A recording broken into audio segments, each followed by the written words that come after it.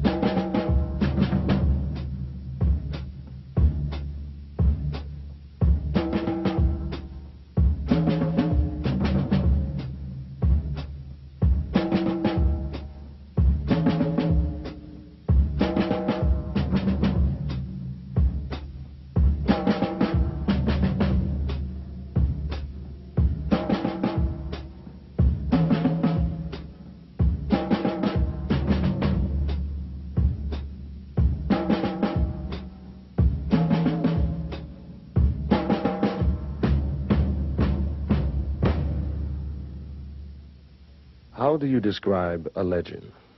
An African-American hero, an historian, an activist who for half a century has charted a singular course dedicated to the intellectual and spiritual liberation of a people. Though his eyes are now darkened by glaucoma, he continues to enlighten the lives of thousands of men and women through the pages of his many books and in university classrooms across the country. How do you describe a legend? You can't, really. But you can meet the men and women who influenced him. You can learn from him the hidden history of the African people. Learn from him a different way of making sense of this complex and often very confusing world. And you can let Dr. John Henrik Clarke tell his own extraordinary story in his own soulful style.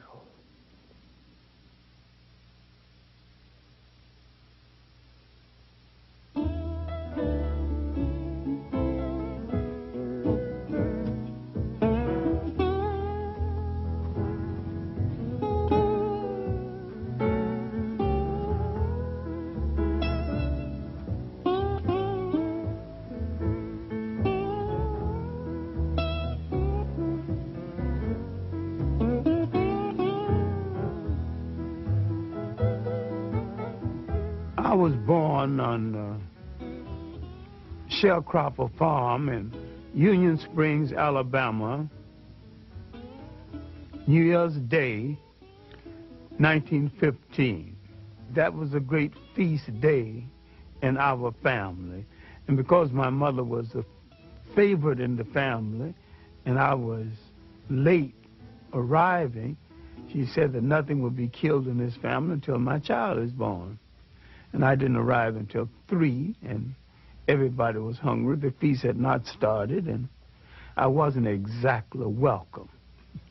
They never quite forgave me for that, holding up the feast.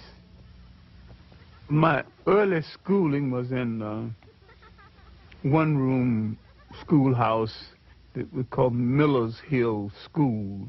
When we moved slightly out of the city, I was chosen to go to city school. Officially, I never finished high school in the formal sense until later years. In fact, I taught 2 generations before I took time out to get my BA, my master's, and my PhD. And I have it all now, but I'm principally self-trained. My university was the public library and well-chosen second-hand bookstores. So while I grew up poor, I grew up in a very rich environment, culturally rich. I grew up with a whole lot of love and affection, a lot of lap time and a lot of slap time too, because I wasn't permitted to get away with too much. Miss Evelina Taylor is my 5th grade teacher, and she might be the foundation teacher in my life. In addition to teaching me basic good thinking and good conduct, she called me into her room during her lunch hour one day and told me to stop playing the fool because I was playing the fool just to get accepted. And she said, it is better to be right and march into hell than to follow a bunch of fools into heaven. I wanted to do something to impress Miss Taylor, and we had current events on Friday. We wanted to say something unusual because I worked for white people before and after school, and they had magazines. They would receive them one day, read them hurriedly up, throw them away the next day. So when I got up for current events, I always had something decidedly different to say about my own people and about other people. No, I wanted to do something real big. So I went to a lawyer that I worked for before and after school. I can still remember his name, Gag Steiner, and I asked him for a book about my people in early world history. He says, I'm sorry, John, that you came from a people that have no history. My mind would not accept that. I continued to search, and I opened a book called The New Negro, and I opened to an essay called The Negro Digs Up His Past. And for the first time, I knew that I came from a very old people, that we were older than slavery, older than oppression, older than Europe. Now the scramble began for more information.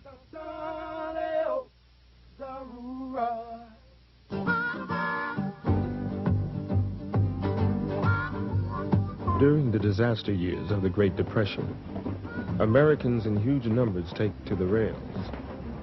They don't take Pullman cars or day coaches. They stow away on the freights, riding the rails in search of the opportunity to create a better life.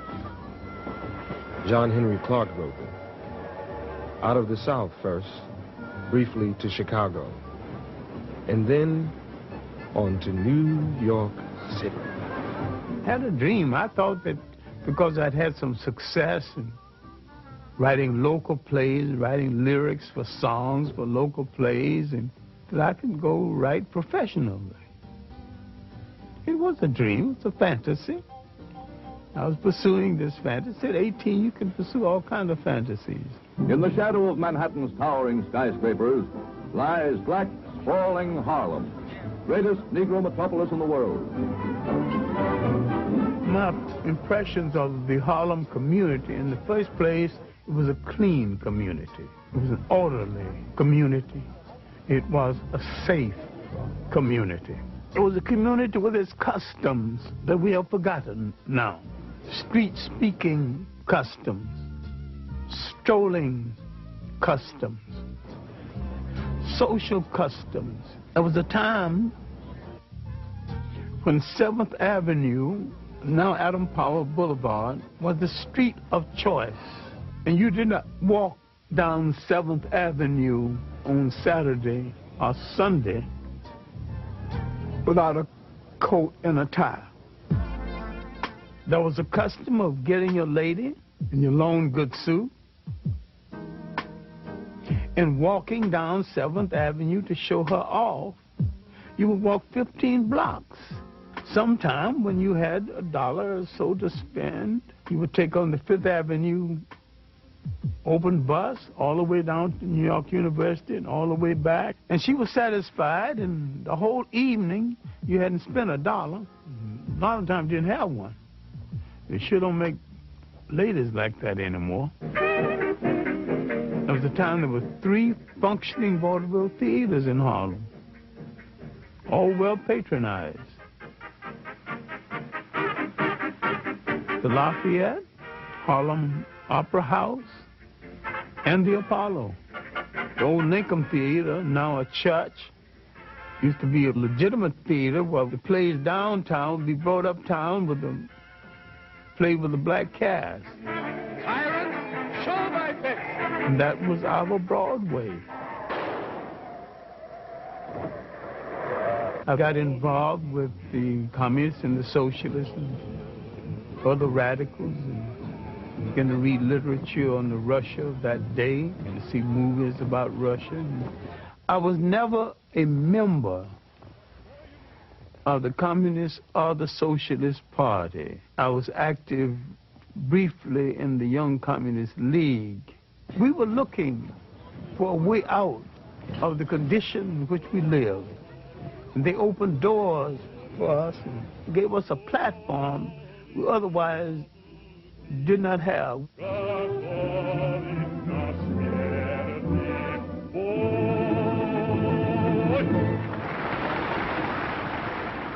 Paul Robeson was the one artist who made the great sacrifice based on commitment. And that commitment is that an artist is supposed to use his or her art to change the society in which they live. W.E.B. Du Bois is our greatest single intellect we produced in the whole of the Western world. And he's not just a black American intellect. He is an American intellect equal to any. W.E.B. Du Bois, Paul Robeson, the party came closest to what those men wanted to stand for in the world was a fair deal for the working people of the world. We would examine it later to our sorrow. We were in an argument between not a liberator and an oppressor, but 2 oppressors with different techniques and methodology of oppression. In the final analysis, Russia did not want us to be free any more than the United States and England and the imperial powers, but they wanted us under their domination. I never thought the left movement, communists or socialists, made any serious study of the history and the background of the African people of the world. And they had a preconceived notion of us that had nothing to do with our reality.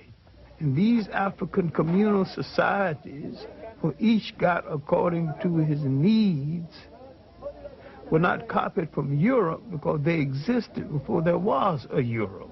In these societies, based on the concept of the family and the community, everyone in the society had a responsibility. And in these societies, there was no word for jail because no one had ever gone to one. No word for orphanage because no one had ever thrown away any children.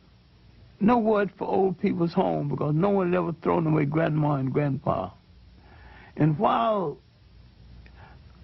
I had some admiration for the conclusion of Karl Marx, I dare to say he was a political opportunist and a Johnny-come-lately because he was rehashing something that was in the world before the first European wore a shoe or lived in a house that had a window. During my early years in Harlem in the 30s, my writing consisted mainly of poetry, short stories, and little essays on aspects of history. The Harlem Renaissance writers, of course, influenced me. I knew Claude McKay. I knew Langston Hughes. I knew Richard Wright before he had published Native Son. I knew Wallace Thurman, Nellie Larson, Jesse Fawcett. I found a Pan-Africanist consciousness in a Langston Hughes and to some degree in a Claude McKay. But the rest of them were rather parochial. Finally, I got to meet Arthur Schomburg. Arthur Schomburg, mentor to 2 generations of African-American scholars. The legacy of this Puerto Rican-born historian is the world's definitive institution of its kind, Harlem's Schomburg Center for Research in Black Culture.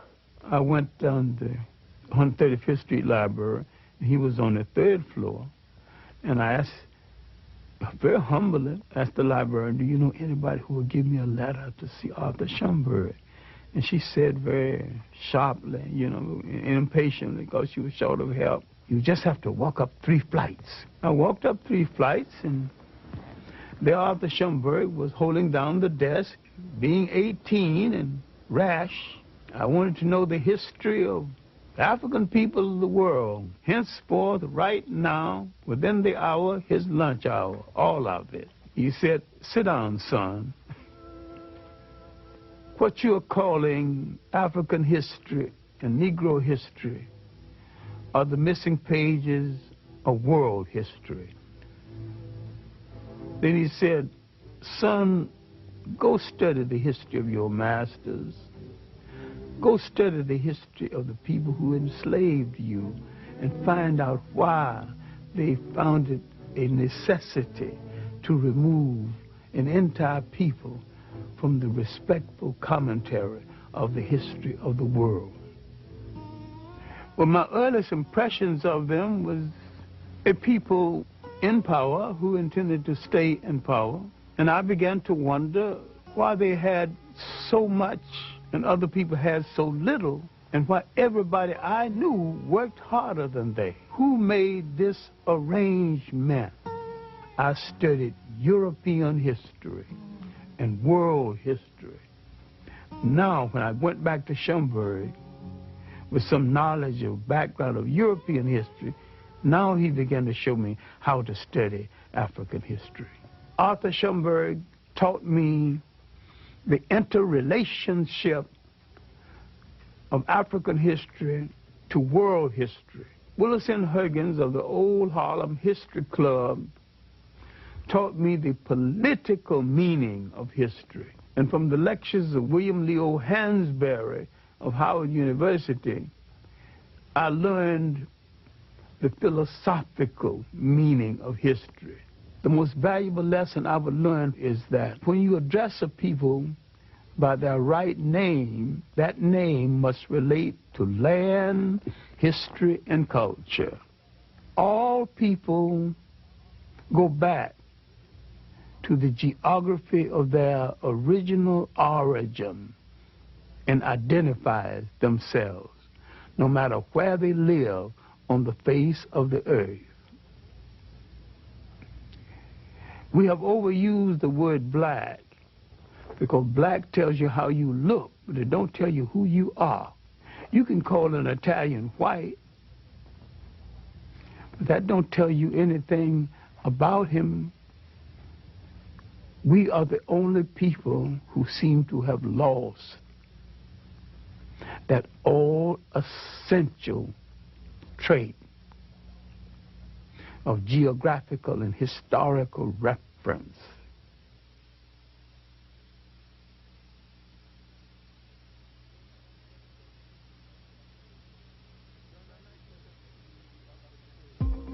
Around 1933 up until 1934, 1935, Harlem's main activity was how to make Harlem a congressional district so that Harlem could elect its own congressman. Adam Powell was just began to show his weight. We were fighting to get jobs on 125th Street, fighting to get jobs in our own neighborhood.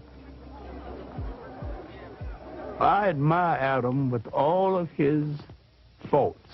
He was the best person that Black America has ever sent to Washington. He got the job done.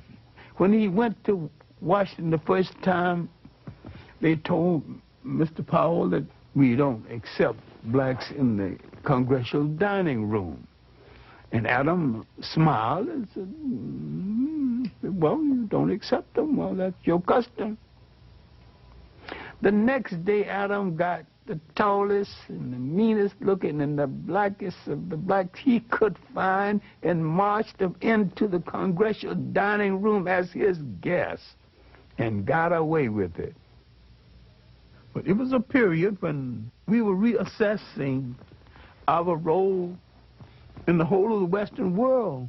We were tuning into Africa as much as we could and having African forums and making a serious study of African history. Black men wanted to go to Ethiopia and fight on the side of the Ethiopians, but America would not give them passports and let a single one leave the country for that purpose. And yet, Italians could get passports to go and fight with Italian forces against Ethiopia. Now later, some of the same black men who couldn't get permission got permission to go fight in the Abraham Lincoln Brigade in Spain. I'm a physician. Physician? And then why would you want to go over in Ethiopia? Well, I feel it's my duty to give my profession and, if necessary, my life in the cause of Ethiopia.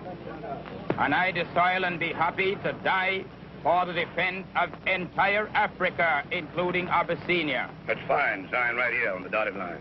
See, originally, Africans did not define themselves by continent, but more by regions. Africa as a continent began to be defined by foreigners. In North Africa, the Romans had a province called Afrique. The word became Africa. The history, both known and hidden, of the land where time began has been a primary focus of Dr. Clarke's scholarship throughout his long career. The concept of social order, the concept of an organized society came out of Nile Valley civilization before there was any other society that has been known to man functioning any other place in the world. The significance of Nile Valley civilization is that it was that civilization that set a standard of performance untouched by the other civilizations of the world. And people are reluctant to give an African credit for a creation that happened in Africa. They also forget that the Nile Valley stretches 4,000 miles into the physical body of Africa, and that it was the world's first cultural highway. For centuries, Eurocentric scholars had rejected the idea that the mighty Egyptian empire was in fact created and maintained by black Africans.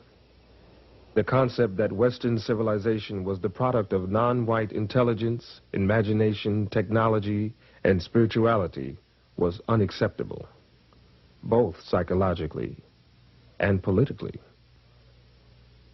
A brilliant Senegalese scholar and scientist would shake, and many say topple, the very foundation of that conventional wisdom. His name was Sheikh Anta Diop.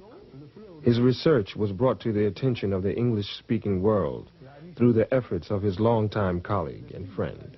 I was wondering why his books had never been published in the United States. He said there was no publisher's interest in his books. So it took me 7 years to interest the publisher in the books of Sheikh Anta Diop. Diop's disciples refer to him as the Pharaoh of the Upper Nile.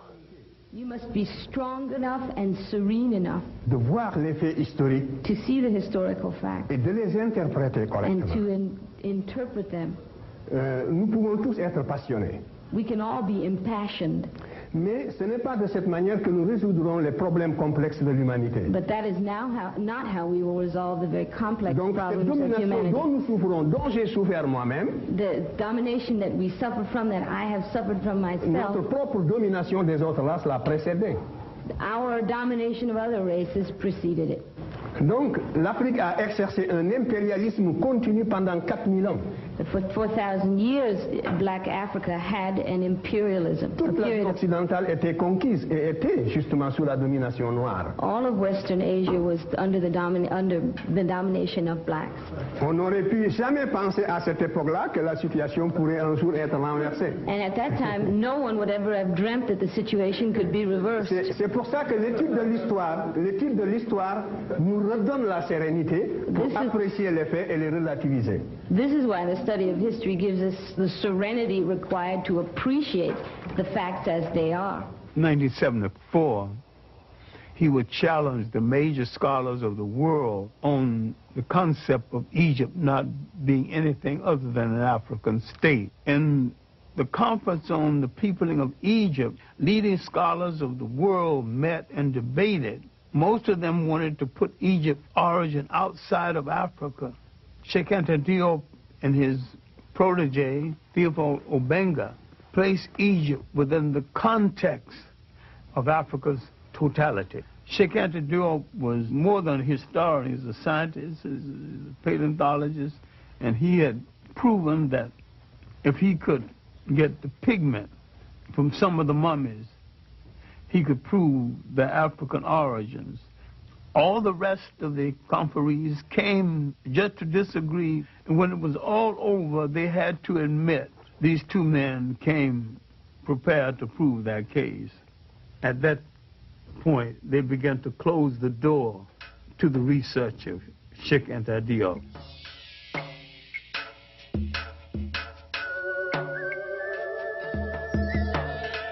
From the first dynasty to the invasion of Nile Valley, that was the first golden age. And from third dynasty came the great multi-genius Imhotep, the real father of medicine, who lived 1,800 years before the Greek, who's called the father of medicine. When we read the biography of the Greek, he says, I am a child of Imhotep. And from the 18th dynasty came the world's great social reformer and maybe one of the world's first deities, Akhenaten. He thought so much of life he would not crush a flower. He outlawed warfare. Spirituality was a part of the total life of the people. Before the coming of the Europeans, the African was very religious. The step pyramid was originally built with a temple at the top where you can go up and pray. This relates not just to the glorification of a pharaoh, but the spiritual outpouring of a people. This is what made the civilization of the Nile so great. At the same time that Egypt was in its 24th dynasty, Europe was just emerging from its pre-literate past. The first show of European intelligence was a book called The Odyssey and the Iliad. That's about 850 B.C. Where is Egypt 850 B.C.? Egypt is old and tired and has gone through 24 dynasties. It is on the eve of its last great dynasty that will come from the pharaohs in the south. And the Europeans have just read the book of folklore. Just south of Egypt lies another highly evolved black society, the Nubians. Their civilization thrived for some 3,000 years. I call the 25th dynasty the one dynasty from the south that moved up north and to tell their cousins, the Egyptians, how to rule a nation one more time. In the great show of history, this was Africa's last walk in the sun.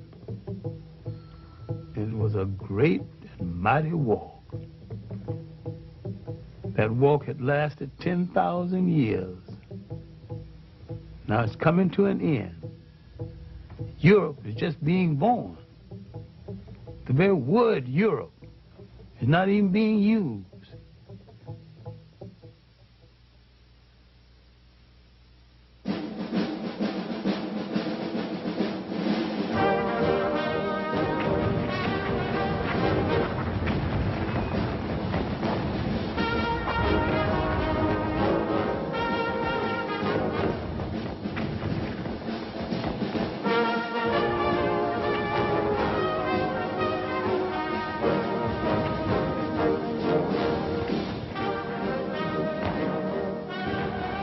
I was drafted to the Army in September 1941. I can say with certainty I was probably one of the best clerks, one of the worst soldiers the Army ever had. I couldn't shoot, didn't like the hot sun, didn't like to go on those all-night trips, but I was a wizard at administration. I made sure my men got what was due to them as soldiers and men. Not as black men, but as soldiers and men.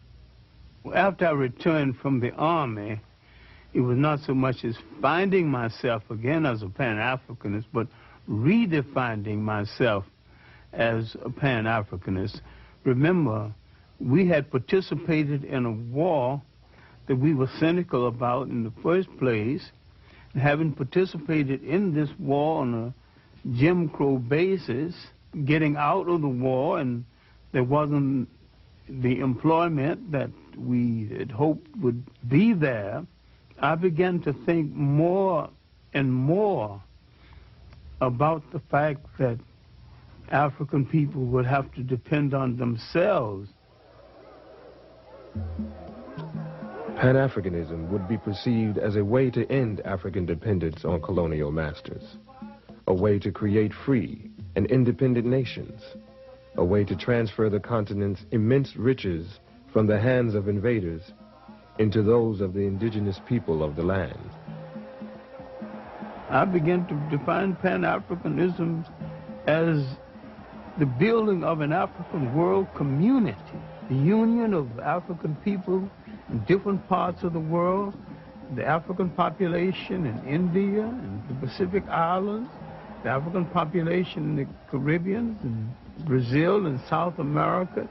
And I was looking to the fact that we number 1 billion people on the face of the earth. If you put them all together and they did one thing in unison, even if it was wrong, it might alter the world. Africa has always been and still is the world's richest continent. Africa has always had things other people wanted, thought they couldn't do without, and didn't want to pay for. So therefore, there's always been an excuse to invade Africa. Alexander's invasion was the first purely European invasion of Africa. Everything that had happened in Egypt and in Africa before 332 BC was something that no European had anything to do with. Now we see the beginning of European occupation, and we see it as aggression, not bringing civilization, but destroying civilization that it did not understand. The uninvited arrival of European armies in the Upper Nile Valley signals the beginning of the end for the highest civilization the world had known. The conquerors, quite literally, changed the complexion of the conquered. Now you're beginning to get a mulatto-sized population that a whole lot of people keep misinterpreting as white. With each one of these invaders came the bastardization of the population based on the fact that for the sake of pleasure, the foreign soldier heads for the female population at a time the male population has been defeated in war. The Greeks' rule didn't last that long before they were challenged. An ambitious and well-dressed bunch of thugs across the ocean, not very educated, but they could fight like hell, called Romans, began to have ambition for the trade in the Mediterranean. Carthage, a powerful black state in North Africa, had imperial ambitions of its own. By the 3rd century BC, its forces had crossed the Mediterranean and established a large province in Spain.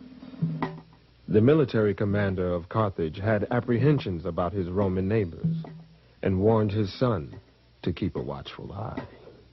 Hannibal's father, he would point across the ocean and said, there's some evil people over there. We better bring the war to them before they bring it to us.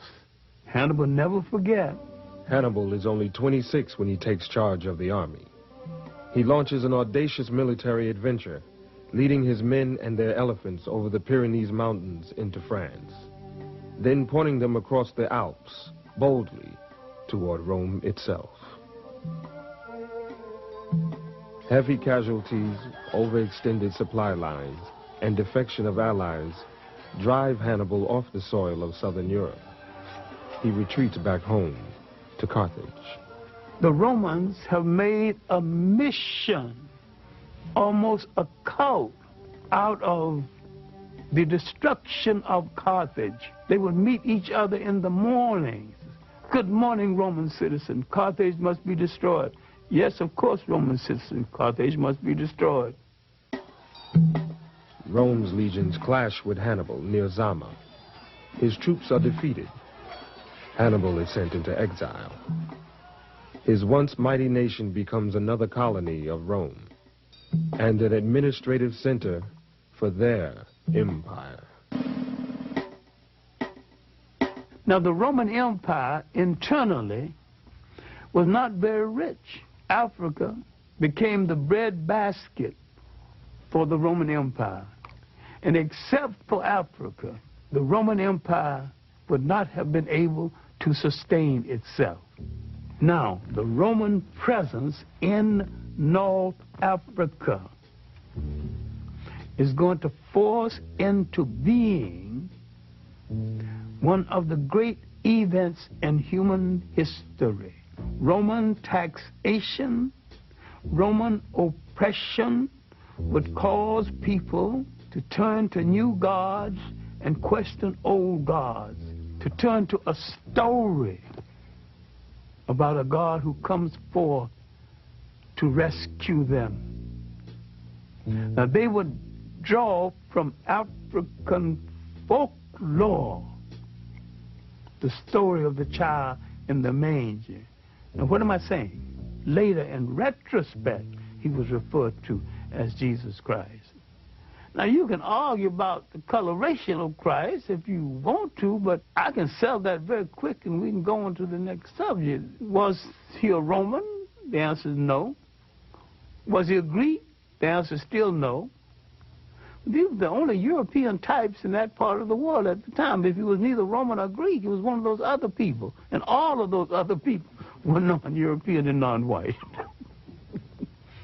And he came from the other people. During that time of Roman dominance, Africans hold high military and administrative posts in the empire.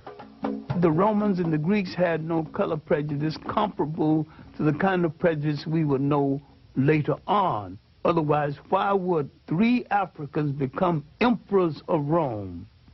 Why would there be 3 African popes. Finally, Constantine decided to make Christianity the religion of the whole of the Roman Empire. Now we're coming to the critical period when the Roman domination of the church so corrupted the church. The Africans began some disenchantment with the Roman interpretation of Christianity. Constantine calls a council of bishops and priests at a place called Nice. It's the Nicene Conference. It is at this conference that the European created a European concept of Christianity. It was at this conference that they began to take the African saints out of the literature of Christianity. Now the corruption had started. The physical concept of Jesus Christ did not exist. Now, how did it come into existence? Because the Pope commissioned it to come into existence. Michelangelo painted the picture using one of his relatives as model. And that picture, one of the finest pieces of propaganda ever projected in history, has changed the minds of millions of people as who's supposed to represent God, whoever he or she is, and I have no problem with the she. Spirituality is a way of accepting the fact that there is a spiritual force in the universe larger than all of mankind. But someone had to come along and invent a word called God. And someone had to say of another God and say, mine is better than yours. And someone had to create faith. Someone said, I have the true faith. Religion is the organization of spirituality into something that became the handmaiden of conquerors. Nearly all religions were brought to people and imposed on people by conquerors and used as the framework to control their mind. My main point here is that if you are the child of God and God is a part of you, then in your imagination, God's supposed to look like you. And when you accept a picture of the deity assigned to you by another people, you become the spiritual prisoners of that other people.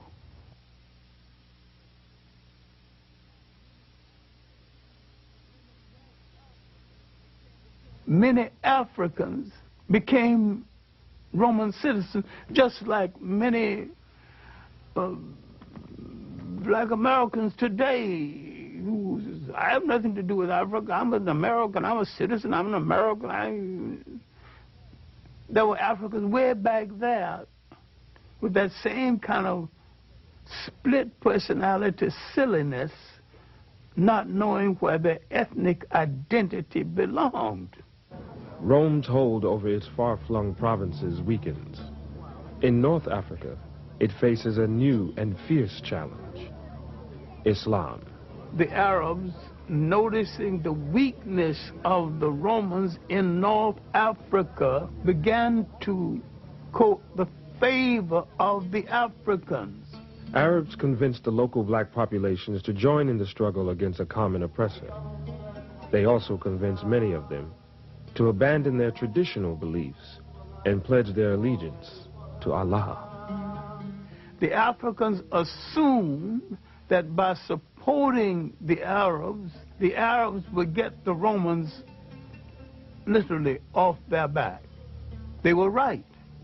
The Arabs did get the Romans off their back, but the Arabs replaced the Romans on their back. And like most conquerors, they declared war on African culture and African ways of life. The Arab has always been a propagator and a defender of slavery. They've always rationalized slavery based on Islam. I do not think any religion sanctions slavery. And anytime you use a religion to sanction slavery, you're misusing that religion and misusing the Word of God. Well, the Christians did it, and the Arabs have done it, and the Hebrews have done it. It's not right in any case. Islamic armies, their ranks dominated by African converts, defeat the Romans and push on to the continent of Europe. In the process, they capture Spain. There, the Africans and Arabs create a rich, cultured, and powerful empire. So powerful, it endures for 500 years. The achievement of the Arabs at this time is they have driven the Europeans out of the Mediterranean. The European now must go back into Europe. They have no empires, no great connections outside of Europe. And because of this, they ultimately would go into a period called the Dark Ages. People are confused because when the European mentioned the Dark Ages for him were not the Dark Ages for other people. Concurrent with his Dark Ages, the African had his third golden age. As Europe suffers, three great kingdoms are emerging in West Africa: Mele, or Mali, Ghana, and Songhai. These were lands of enormous wealth, generated by their control of the trade routes across the Sahara and the abundance of their gold mines. The kingdoms were known for their benevolent governments and their great respect for learning. For a while in history, there was only two great universities: the University of Sankore at Timbuktu and the University of Salamanca in Spain. And the African was solely in charge of the one at Sankore and partly in charge of the one at Salamanca. The Arabs had to some degree institutionalized the practice of African slavery. The Europeans internationalized it. In Europe, the wealth amassed from the slave trade makes the Industrial Revolution possible, while laying the foundations of modern capitalism. In the Americas, the traffic in human souls creates a vast African diaspora, millions upon millions of people ripped from their homelands, transported in chains to a distant, hostile world. The European came into Africa as a guest and was treated as a guest. The Africans are unsuspected, political, naive, as some of them still are, because he had nothing against the Europeans and he had never enslaved any Europeans. He just assumed automatically no European would enslave him. He had never dealt with anyone who would enslave the host and the wife who cooked the meal and lie about it. Around 1442, the first slaves would be taken out of West Africa. Spain and Portugal goes to the Pope, the leading arbitrator of that day, the one person in Europe with the greatest authority. The Pope would say to Spain and Portugal, you take the East and you take the West, and you two good Catholic nations start fighting among yourselves. And then the profound statement before departure You are both authorized to reduce to servitude all infidel people. The slave trade now had been sanctioned, and Europeans had been told they need not feel guilty of it because you're doing this to an infidel who is outside of God's grace. England went into the slave trade with a vengeance, led by Captain Hawkins and the good ship Jesus. The ship was called the good ship Jesus. The coat of arms on the ship was two Africans bound back to back with their arms tied. So they saw no contradiction in being in the slave trade and being Christians at the same time. We cannot deal with this enough because we're still suffering from this inside of the mind of a lot of people in this world, into the millions. We are outside of humanity, outside of the grace of God. That's a terrible feeling as you walk the earth, because what has been taken away is your essential humanity, your human beingness. And when they take away your human beingness, they take away your nationness. Early in the 19th century, the concept of slavery began to yield to the concept of colonialism, a more sophisticated form of slavery. Slavery as a system became unwieldy, and besides, there's a point where it was saturated. Everybody who wanted a slave had one, who could afford one. The European nations of size that did not have any portion of Africa began to grumble. At the Berlin Conference, 1884 and 1885, the European powers of substance who did not have any part of Africa now were given some parts. Africans did not fall at the feet of the European invaders. They fought fiercely, bravely, and continually. Anti-colonial wars started up down the coast of West Africa and parts of Inner Africa and in the Congo. There was armed resistance. The Zulu wars lasted from the 1650s when the Boers arrived to the last Zulu war was 1906. In Ghana, the Ashanti wars lasted from early in the 18th century to the last Ashanti war led by a woman, Ye Asantewa, in 1900. For a while, it looked as though the Europeans would not be able to hold on to the continent. More manpower and more ruthless treatment brought it mainly under their control. By 1884, 1885, and afterward, there wasn't no dispute about who was in charge of Africa, just who was in charge of what part of it. We have been hung up with a myth, the myth of the conqueror and the invader as the bringer of civilization. No people ever brought civilization to another people at no time and at no place in history. It's one of the most protracted lies we ever listened to. Civilization is the art of being civil.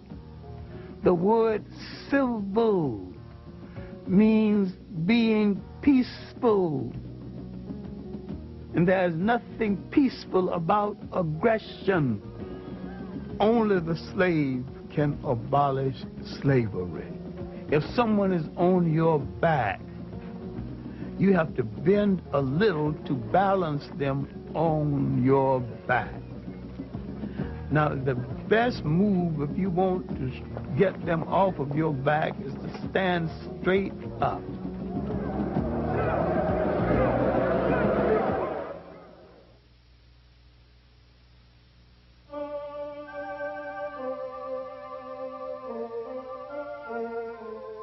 There's something about an island, a body of water, bequeaths a special kind of dreamer, because they did not know where they came from in Africa.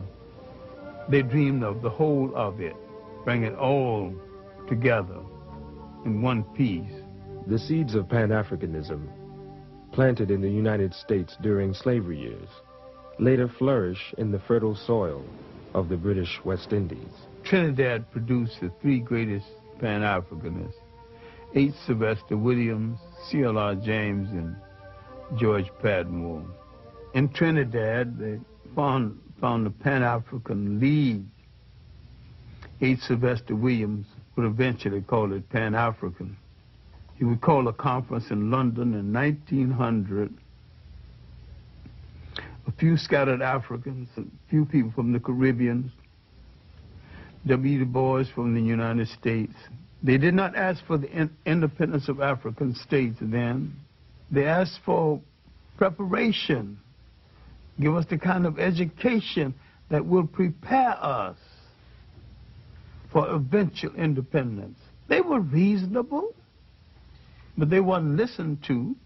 And yet the conference made some kind of impression. After the first Congress, Du Bois would be the leading light from the second through fourth.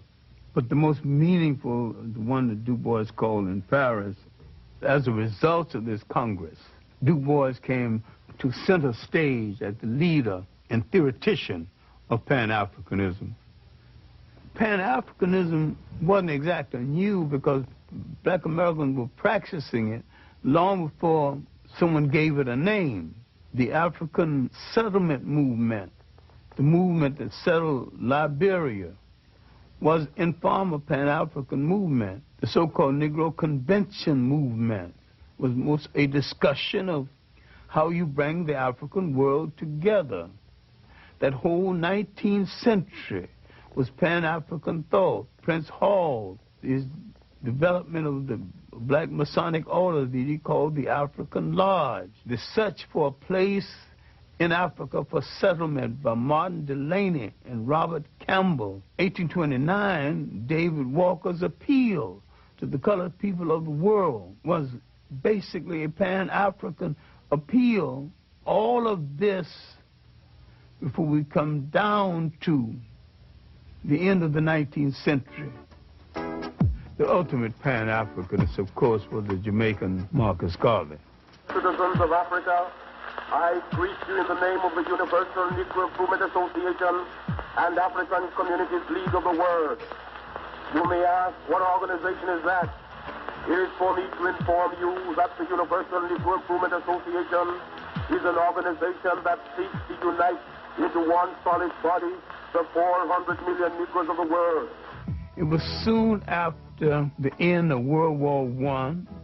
The Secretary of War had told the black American soldiers that their lot would not be appreciably changed by virtue of the fact that they fought in the war. There had been an investigation. It was discovered that many of the nurses wouldn't treat black soldiers in the hospital, wouldn't even touch them. Some of them died as a result. So you have these grievances pent up in the veteran coming home. All of this came to a head in 1919 when there were riots all over the United States. That's called the Red Summer. Marcus Garvey could point out, look, they don't want you here. Let's go back home. Let's go to Africa. Go back to Africa. Let's not only go back to Africa, let's go back in our own ships. Now, a whole lot of people who otherwise would not listen, now willing to listen. We hear the cry of France for the Frenchmen, of Germany for the Germans, of Ireland for the Irish, of Japan for the Japanese. We of the Universal Negro Movement Association are raising the cry of Africa for the Africans, those at home and those abroad. He began to dream the great dream and rescue the mind of millions of black Americans from depression and self-doubt. By 1923, he was in some difficulty with the boats and some of the people he had hired to run the boats. Terrible mismanagement and betrayal. He collected millions of dollars from black Americans to buy these boats, and these boats were old and not as seaworthy as he thought they were. Garvey moved over large territory, maybe too fast, and yet he built the largest movement in Black America before or since. There needs to be a reassessment of Marcus Garvey and his long-reaching effects. He called attention to what slavery and colonialism had taken away. They took away a concept essential to all the people in the world. They took away the concept of state management and state maintenance. Once you are taken from the geography of your origin and forced to live in a state designed by others, you're still the slave to the man who's astute enough to control a container called the state. The cannons of World War II were barely cold when Africans met in Manchester, England. They were prepared to claim that container called the state for themselves. The Pan Afrikan Congress of 1945, now you have the one thing you did not have in the rest of them. You have Caribbean scholars, African American scholars, not a whole lot, and Africans themselves are now participating. We're not talking about Africa out of the presence of Africa. Now you're talking about Africans with the Africans on the scene. One African being the co-convener of the conference, Kwame Nkrumah. Out of that fifth Pan Afrikan Congress came the mentality, the basic planning to rule and to take over a nation. The others were saying, give us the education. At the fifth Pan Afrikan Congress, they said, we got the education, we got the manpower, we want to rule now. The people of Ghana resisted British rule from the very beginning. In March of 1957, they become the first Africans to win their freedom. Kwame Nkrumah was ready to rule. When I knew Nkrumah in the Harlem History Club days, my impression of him was not as the future head of state, but as an African who's going to go back and make a major contribution to his nation, and he was a committed African.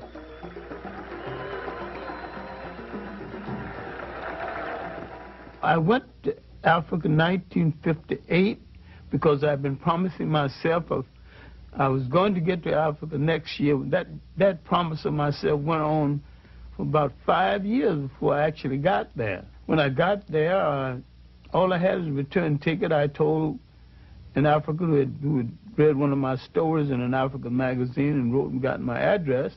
I said I was coming to Ghana, get me a place in a hotel for a few days, and he didn't even go to a hotel, he didn't even try. He took me to the slums of Accra, and I lived right there with him. Finally, a check that was due me from America did not arrive. When it did arrive, it bounced. So there I was, and one day, Nkrumah had gone someplace. He was coming home from a visit of state.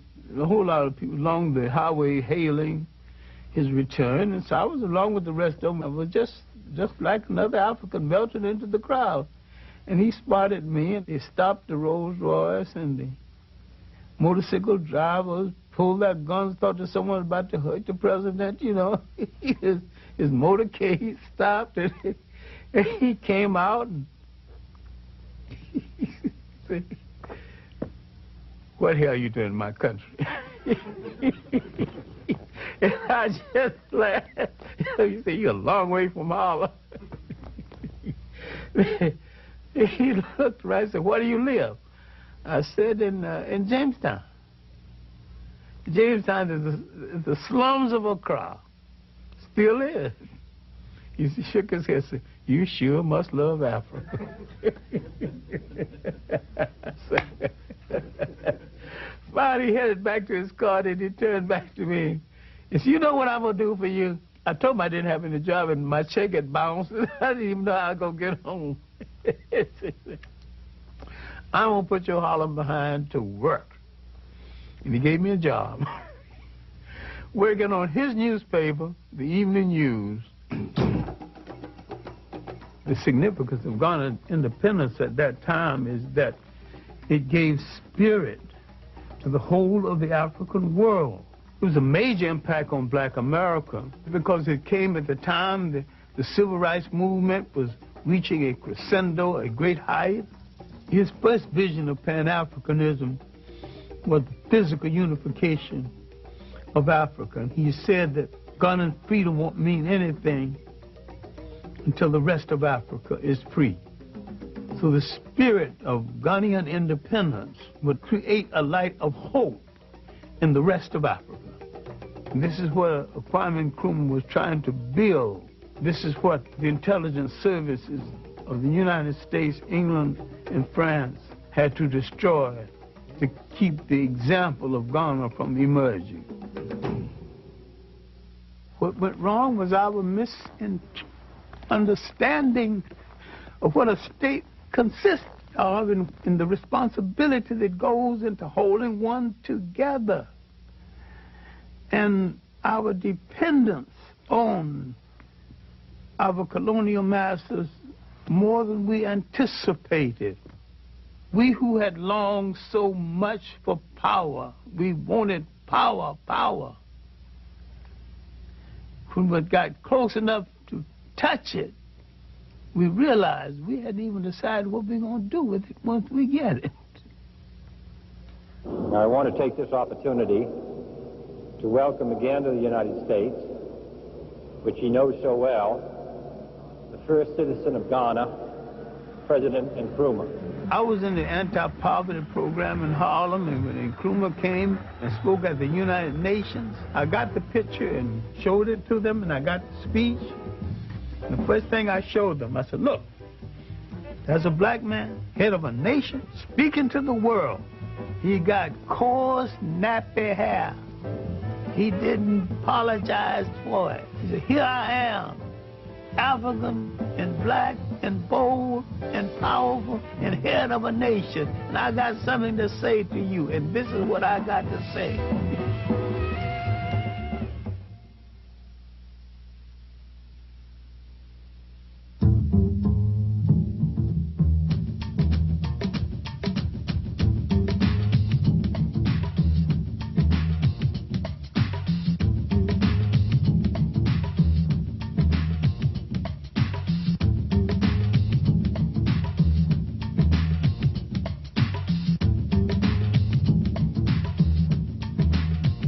The passive resistance of Gandhi, and we should understand this, was a strategy.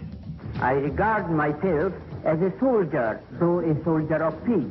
I received the inspiration to carry on in the nonviolent tradition from Jesus of Nazareth and the operational technique from Mahatma Gandhi.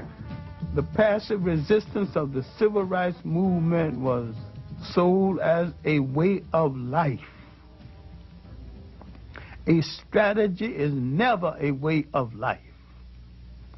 A strategy is something you use the same as you use an orange.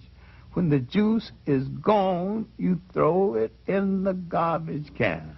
Mahatma Gandhi was an East Indian nationalist, but a very skillful politician. And he always had a violent alternative waiting in the wing just in case his nonviolence didn't work. Today marks the beginning of a determined, organized, mobilized campaign to get the right to vote all over this state. I think Dr. Martin Luther King was the spiritual leader of the black movement, of the civil rights movement, and probably one of the finest theologians that we've produced in recent years. He was a dreamer, and yet he was a committed man to struggle, and he made great sacrifice within that struggle. I had some strong disagreements with him. I never thought that we should be locked into the concept of nonviolence as a way of life. I was perfectly willing to use it as a strategy. I think we should be slow in criticizing Martin Luther King. He was brave enough to put his life on the line for what he believed. We are still here talking. That's proof enough of his bravery over ours.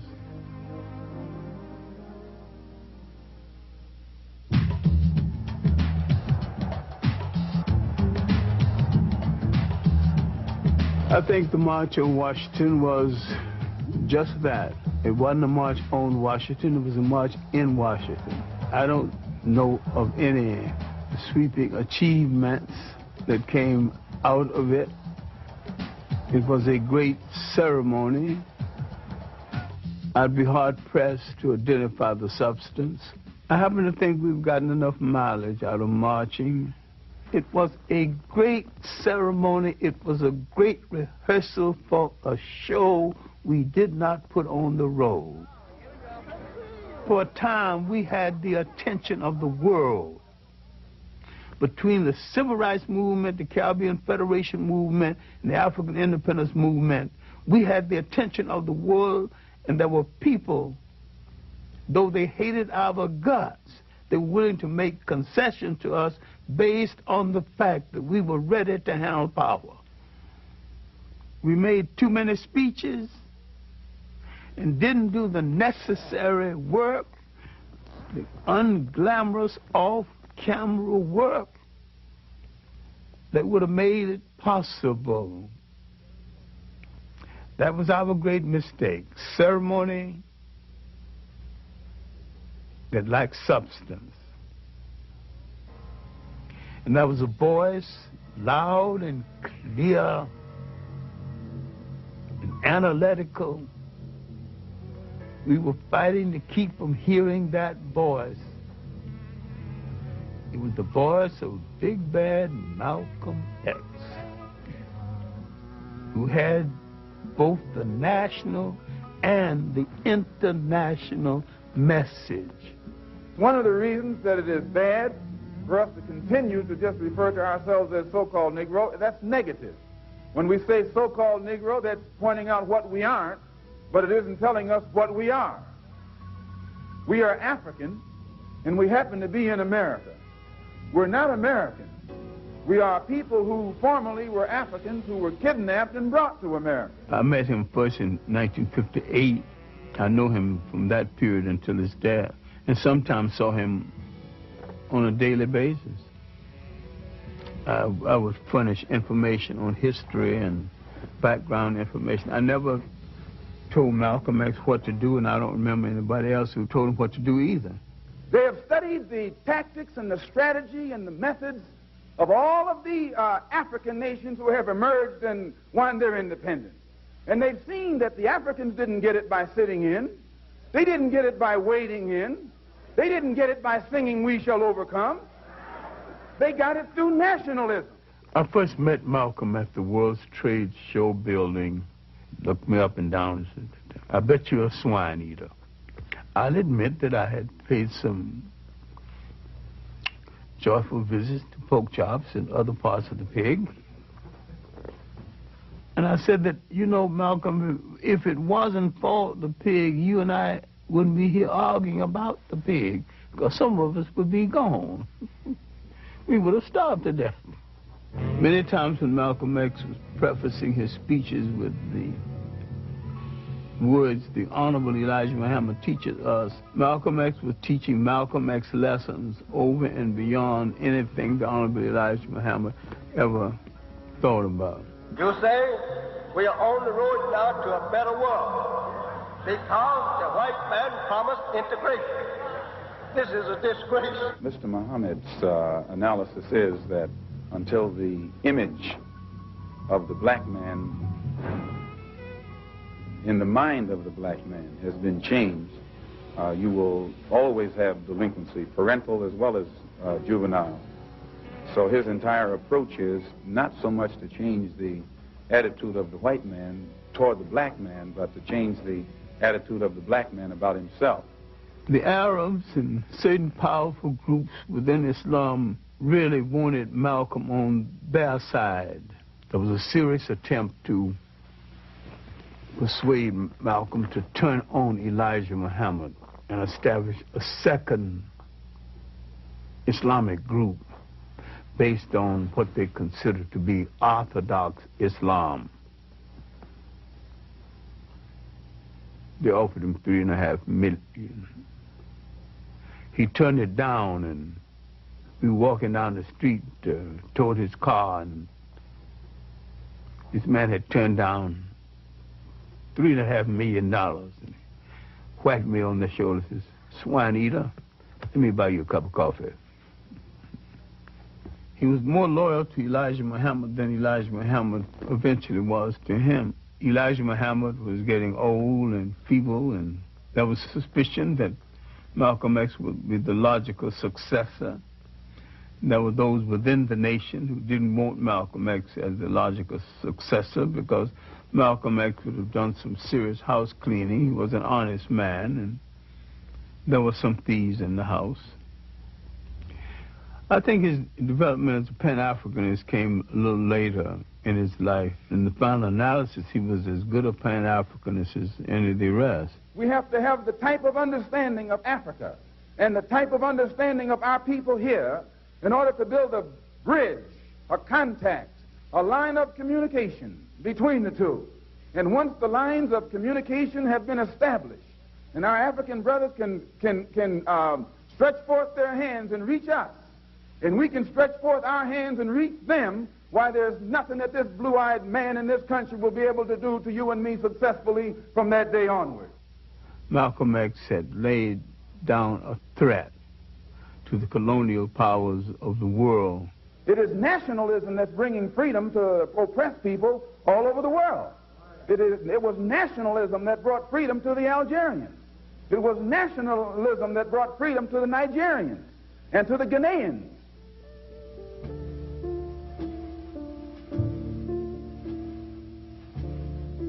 I do not think Malcolm X's murder was a local American thing. I think it was a larger thing than that.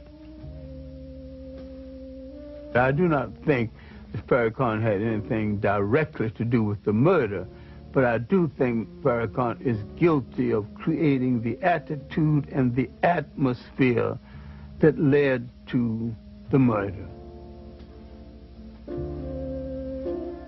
Without Farrakhan, Malcolm X, I think, still would have been assassinated.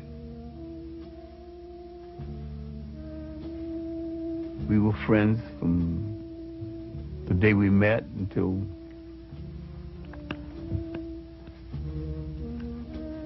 his death.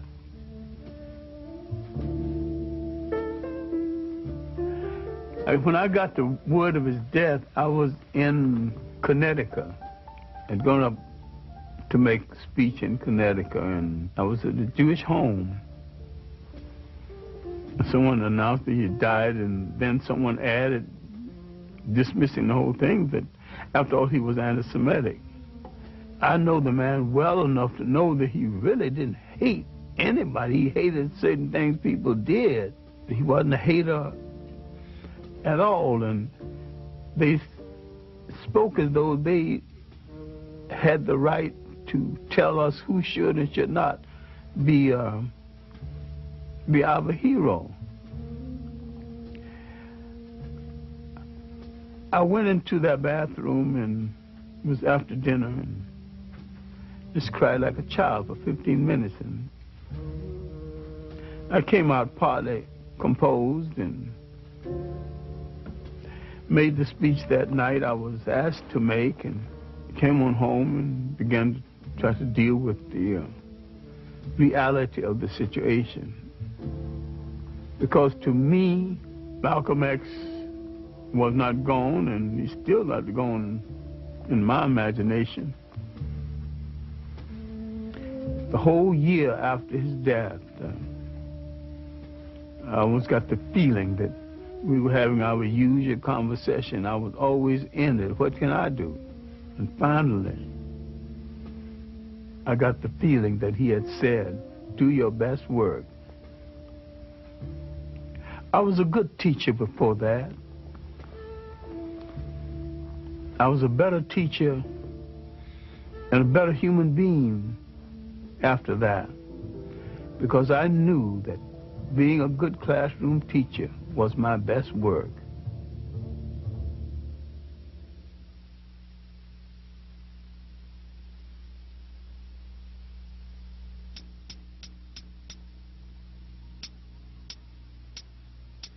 We have to move to a position where we can feel strength and unity amongst each other from Watts to Harlem, where we won't ever be afraid.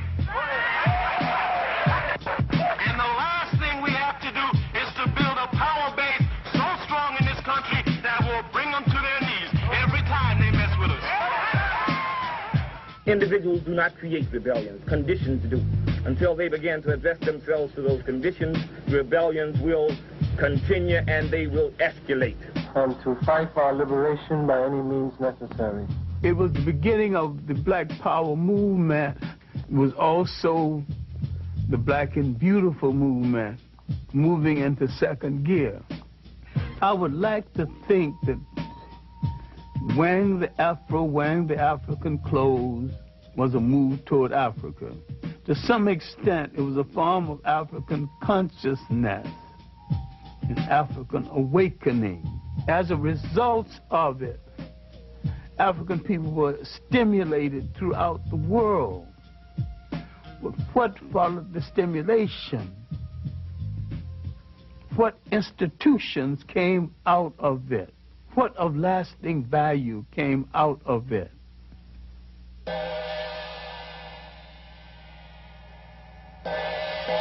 I do not think the Africans, the Caribbeans, or the Black Americans have studied with any degree of depth and seriousness the rise of modern Japan.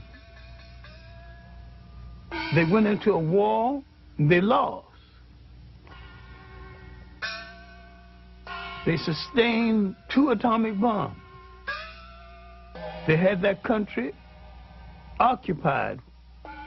Now the people that defeated them are now begging them for commercial space.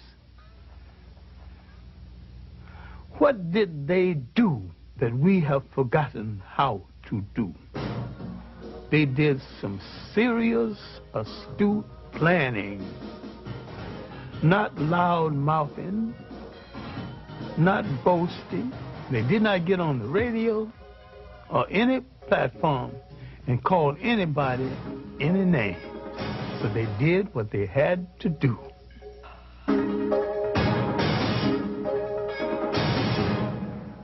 If we're carrying out a well-designed program for liberation, if it's written out, any literate person can contribute and share leadership. So if the leader dies while you're on page 13, move to page 14 and continue the struggle. Bury the man, continue the plan. I think every person that calls themselves a leader, a preacher, a policymaker of any kind should ask and answer the question in his own lifetime: how will my people stay on this earth? How will they be educated? How will they be schooled? How will they be housed? And how will they be defended? The answer to these questions will create the concept of enduring nationhood, because it creates the concept of enduring responsibility. Good morning. Assalamu alaikum.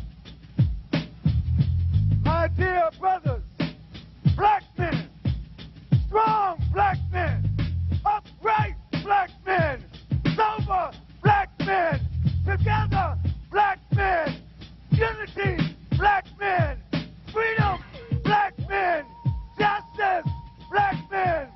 Welcome to the Million Man March. 1 million black men make their way to the nation's capital.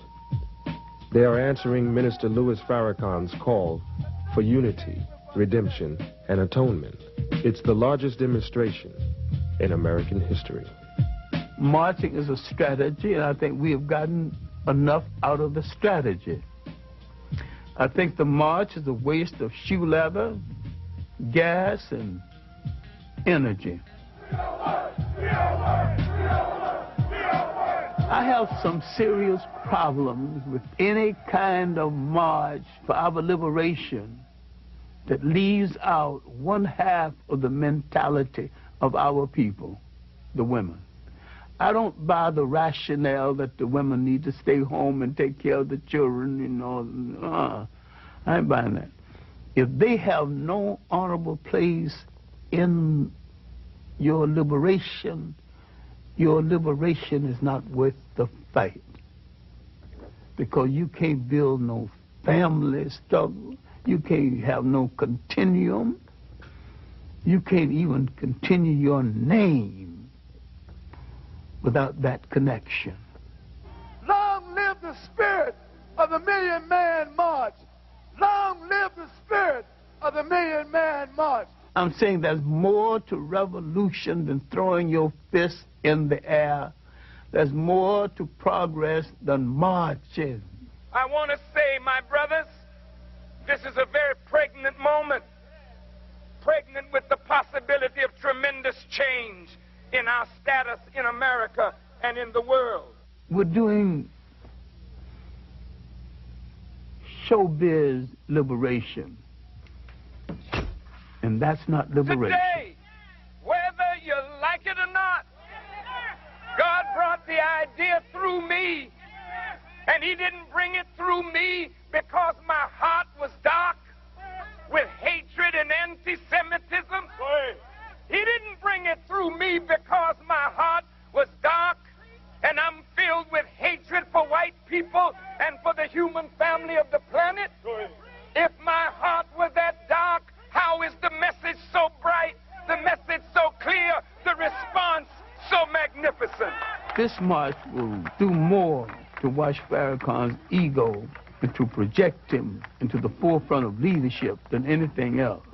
And once he's in the forefront of leadership, where will he lead us? God is great. God is great. Straight to Islam.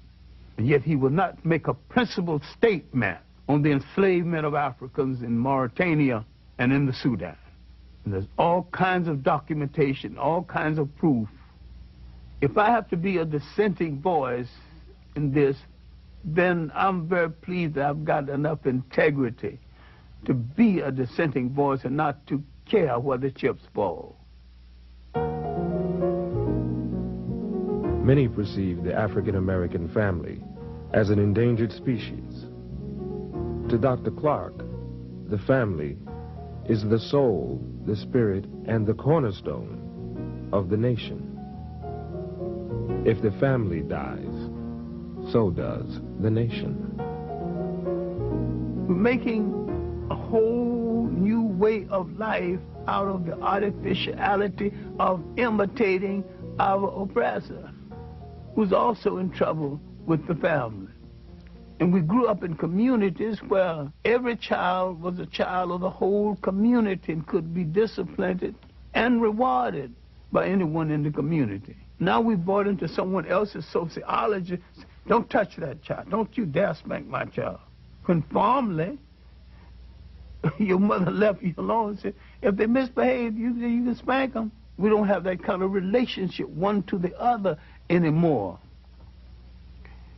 After emancipation, we made a monumental effort to find broken bits and pieces of our family.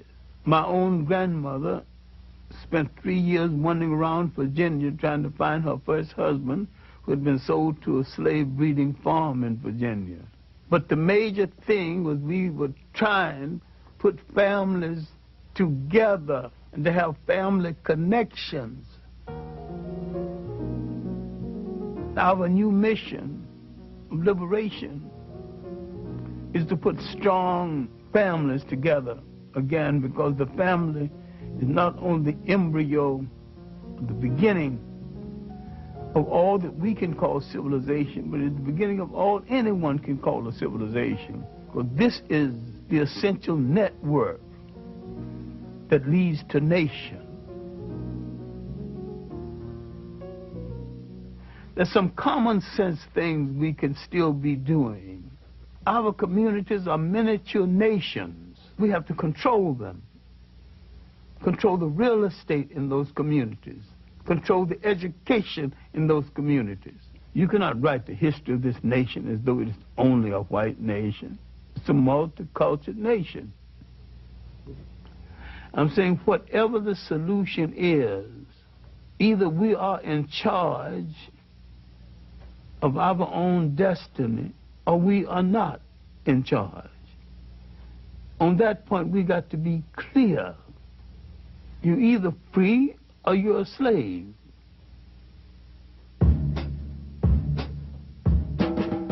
I want people to remember me as a creative classroom teacher. I'm self-educated, and I've read more books than most men see in a lifetime. Fortunately, I still remember the better portions of most of them, but I haven't seen the last of my life or the last of my energy. So I decided if you lose your eyesight, increase your insight. Use what you got and keep on doing the things that give your life meaning and give your life definition. I like for them to remember that I have been consistent. I took certain principle stands in my late teenage. Now at the age of 80, I have not discarded these principle stands. My great overpowering love affair has been the liberation and the maintenance of African people and to restore them to a status that they lost in the world. I think faith has not spared African people for an ideal purpose. If we were put on this earth and we have endured a Holocaust 10 times worse than the one in Europe, then faith has a mission for us. If we gave the world its first humanity, maybe we have the capacity to give the world its next humanity.